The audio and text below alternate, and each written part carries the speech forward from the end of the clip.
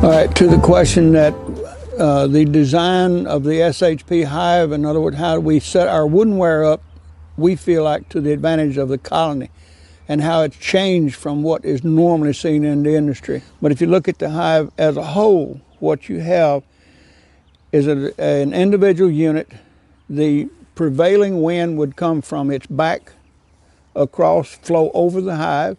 And as it flows over the hive, what you have is a draft situation, air coming in from the bottom with a guard up front, going up through the back of the colony, over the top and out the front, up in the upper side.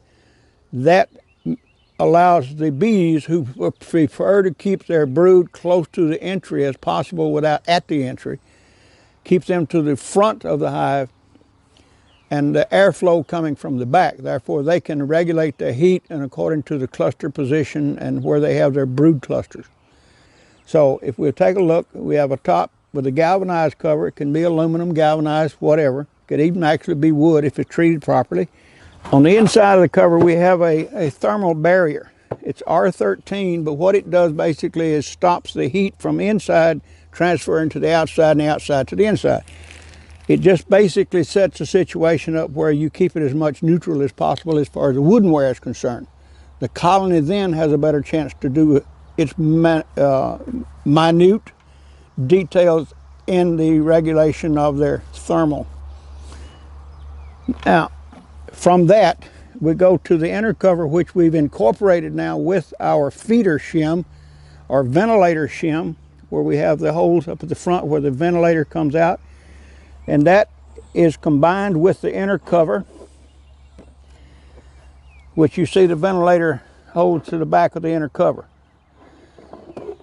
This feeder sits over the center part, which is actually an escape hole, but we utilize it as a feed entry.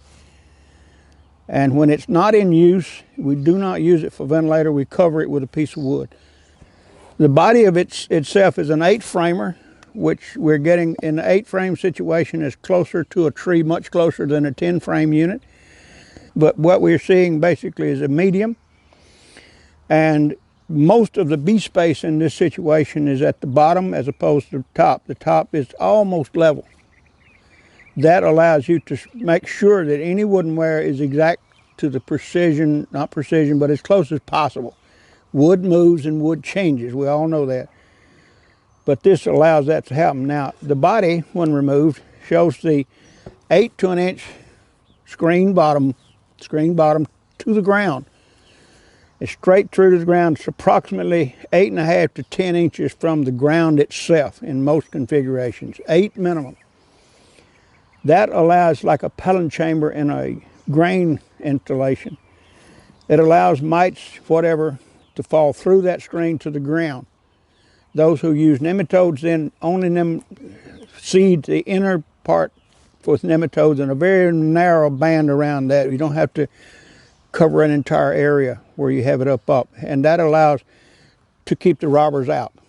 Now the beetle, when they come to a hive, the first thing they're going to do is go to the closest entry, which just like a robber, they will go straight to the entry. Most of our entries, since we have a screen bottom and ample ventilation in relative to a tree or a natural hive, is very small. And that is all they really need because they can regulate their going and coming in a track, just like ants, where they have a trail and their hive mates come in and they pick up the trail and follow their way in through the tunnel. Robbers, of course, try to go directly in. It doesn't eliminate the stress of robbers coming in trying to attack in mass in some cases, but the periodic robbers oftentimes they get in anyway, but we try to keep the mass invasion type from down as much as possible. The heavy screen you see on the bottom, 1/2 to an inch, is to keep critters and keep weed eaters and so forth from getting to the screen. But inside that screen is regular window screen that a hive beetle cannot get through. The only way that a hive beetle can get in this colony is through a crack or a hole underneath and going in the main entry.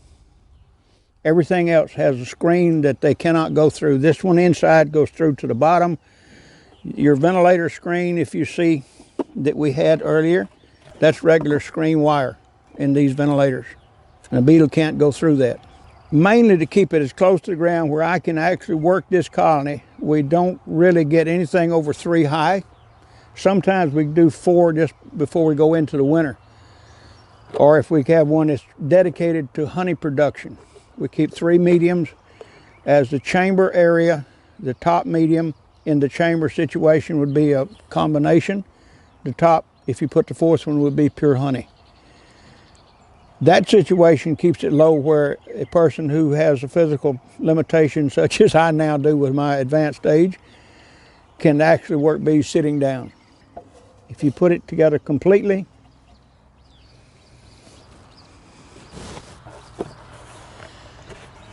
you see the holes for the top inner cover at the back. The feeder is over the hole in the center. This insulated cover. And there you have the complete unit. As low a profile as possible because you want to keep everything you do down, not up in the air. People who stand up with frames in their hand, waving it around in there is an invitation to robbers, an invitation to all sorts of problems. Stay low to the ground. Set things up where you don't have to go into a stressful situation, and for goodness sake, keep your colony as minimum stress as possible. And if they get a little upset, we have other methods we use to keep them calm, so we'll go into that later.